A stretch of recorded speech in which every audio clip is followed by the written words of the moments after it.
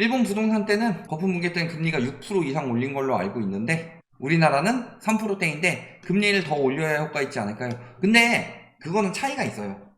그 시대와 지금 시대의 차이는 어마어마하다. 왜냐면요, 예를 들어서 그때는 1억을 빌려가지고 한 5% 이자 내고 있었다고 봅시다. 지금 우리나라는 5억을 빌려서 1% 이자를 냈어요. 그러면 지금 상황에서는 똑같이 이자는 500만 원이죠. 근데 여기서 6%를 더 올렸다. 그래서 11%가 됐다. 그러면 이자는 1100만 원이 됐죠. 근데 여기서 3%를 올렸다. 그래서 4%가 됐다. 그러면 이자는 2천만 원이 됩니다. 그래서 그때 일본이랑 지금 우리나라는 차이가 이렇게 나는 거다. 당시 그러니까 80년대죠. 거품이 쌓였을 때 80년대는 고금리 시대였고 근데 2000년대는 2010년대 우리 이때 거품이 많이 꼈죠. 이때는 저금리 시대였다. 20년대. 그러니까 당시 6% 올리는 것보다 지금 3% 올리는 게 효과가 더 클 수밖에 없다. 방금 들었던 예시처럼. 그 다음에 두 번째로는요. 80년대 일본 GDP 대비 가계부채. 그러니까 GDP 대비 가계부채는 실질적으로 소득 벌고 있는 거 대비로 부채가 어느 정도 쌓였다라는 거니까 당시 소득이면 당시 소득 대비로 지금 소득이면 지금 소득 대비로 이렇게 된 건데 GDP 대비 가계부채는 60%대였다.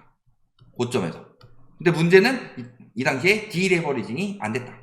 그리고 2020년에 한국 GDP 대비 가계부채는 아직 100%대가 넘고 문제는 여기는 뭐가 빠졌어요?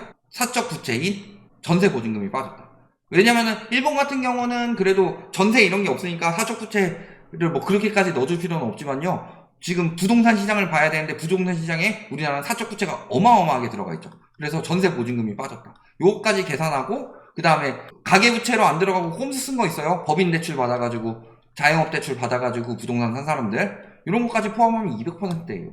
이런 것까지 포함하면 한 4천조 가까이 된다. 가계부채가. 그러니까 이 부분에서도 차이가 어마어마하죠. 그 당시에 일본 거품이 그렇게 많이 쌓였는데도 소득 대비로는 전체 부채는 60%밖에 나오지 않았다. 근데 우리나라는 소득 대비로 그 이상 100% 이상 나오고 있고 진짜 차주별로 봤을 때 DSR 100% 넘어가는 차주가 전체 가계부채 비중의 30% 가까이를 차지하고 있다. 그렇게 부실한 게 위험 차주가 어마어마하게 많다. 그 다음에 또 봐야 할 게 PIR. PIR은 고점 기준이죠. 고점 기준으로 그 일본의 PIR이 18.2 정도 됐습니다.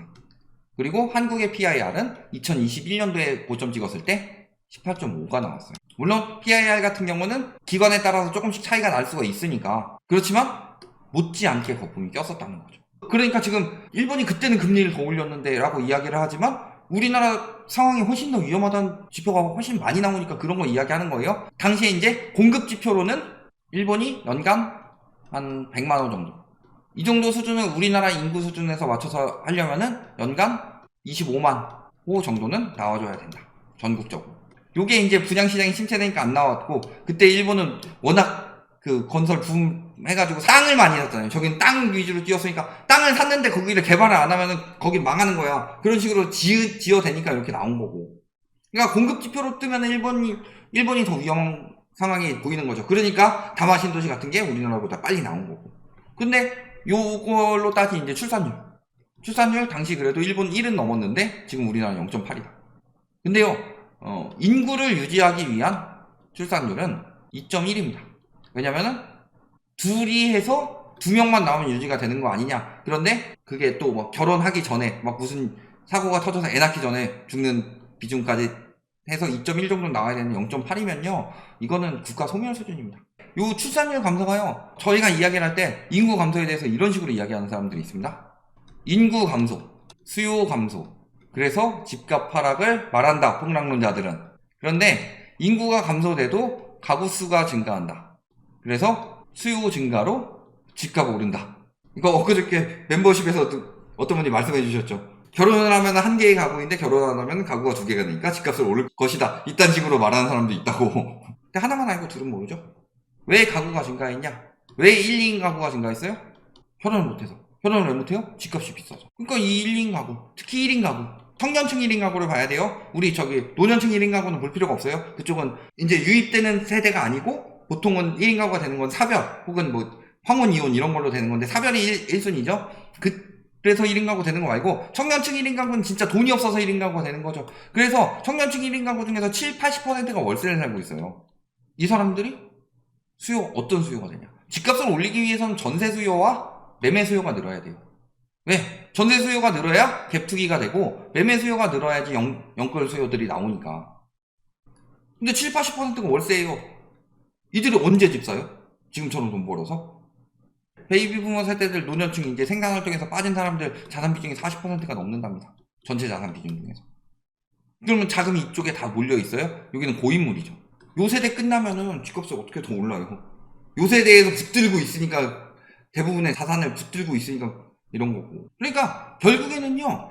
거품 붕괴 있을 때 물론 금리 더 올려야 효과 있지 않을까요? 이건 맞아요. 올리면 올릴수록 효과는 크다. 근데 그 외적으로 차이가 여러 가지 있다는 거예요. 그 중에서 지금 가장 봐야 될 거는 일본 6% 올린 것보다 우리나라 3% 오른 게 효과가 더 클 것이다. 근데 일본이 6% 올린 이유는 뭐 때문이에요? 자기 자본 비율. 바젤 1. 바젤 1에 있는 자기 자본 비율 8%를 맞춰야 되는데 일본에서 너무 공격적으로 대출을 해줘서 6% 수준이어서 이걸 늘리기 위해서 대출을 회수해야 되니까 급격히 올린 거예요. 그래서 급격히 올렸으니까 효과가 큰 거지. 우리나라도 3%까지 급격히 올릴 때는 효과가 어마어마했어요. 근데 지금은 이제 DSR, 지금 우리나라는 금리 올린 것보다 더 효과적인 거, 요것도요 자기 자본 8%를 맞춰가지고 억지로 막 금리 올리고 자금 회수를 했던 게 효과적이었던 거지 금리만 올려서 될 게 아니었다. 그리고 지금 금리에 대해서 초점이 맞춰져 있는데 당시 일본 붕괴의 핵심은 요거였어요. 자기 자본 비율을 맞추는 거, 은행권에서. 안 그러면 신뢰도가 떨어지고 해외 그게 안 되니까. 그리고 우리나라는 그것 때문에 생겨난 게 DSR이고.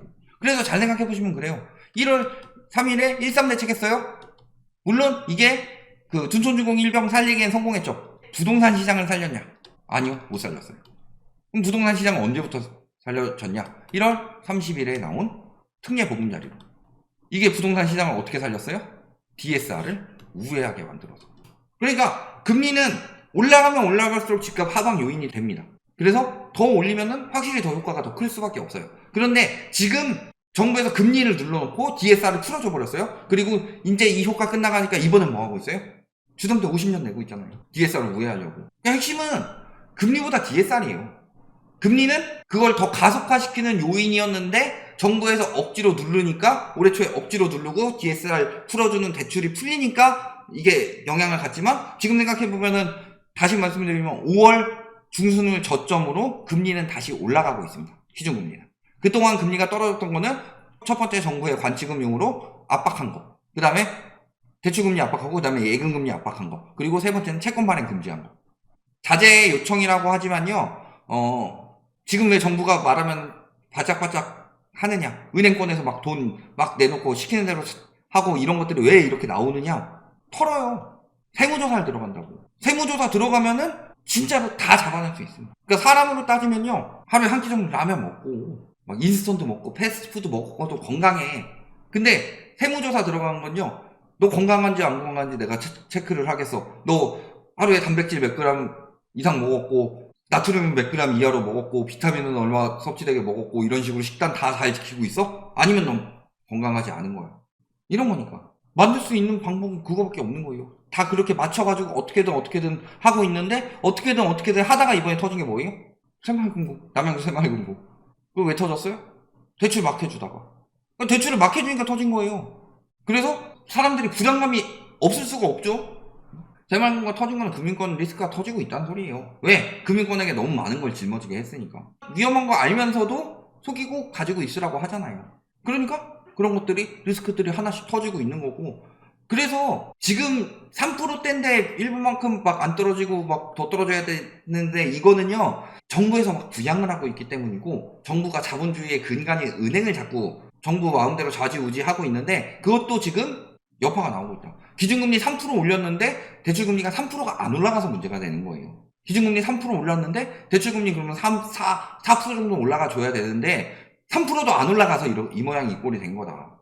그런데도 상황이 이렇게 되고 있고 그 상황에서 채권금리 올라가면서 금리도 슬금슬금 다시 올라가고 있어요. 영향은 나올 수밖에 없어요. 다만 이제 정책에 따라서 천천히 나오냐 길게 나오냐. 그런데 이게 이 상황에서 디레버리징이 안 되고 장기적으로 가게 된다? 그럼 사람들은 쓸 돈은 계속 없어요. 근데 경쟁 계속 안 좋으니까 돈이 돌질 않죠. 그러면서 내수 경기 계속 침체되고 그렇게 잃어버린 30년이 오는 거다. 일본이 그런 식으로 디레버리징이 안 돼서 잃어버린 30년이 왔고 미국은 디레버리징을 했기 때문에 리먼 브라더스 글로벌 금융이 터져도 극복하고 다시 살아났던 거고 이 차이를 아셔야 돼요. 그러니까 지금 당장은 부동산 시장 당장 건설사 살려주고 당장 돈 번다 이런 식으로 이야기를 하겠지만 이런 식으로 디레버리징 안 되면서 집값이 떨어지게 되면 어떤 일이 벌어지냐. 다음엔 더 올라갈 수가 없어요. 그래도 글로벌 금융위기 때는 우리나라가 가계 부채 수준이 미국만큼 높지 않았기 때문에 가능했던 건데 지금은요. 미국 그때 터질 때 이상으로 올라갔기 때문에요. 이번에 터지면 답 없어요. 근데 터졌는데 디레버리징이 안 된다? 천천히 길게 떨어지면서 상황은 굉장히 안 좋아진다. 이렇게 보시면 되겠습니다.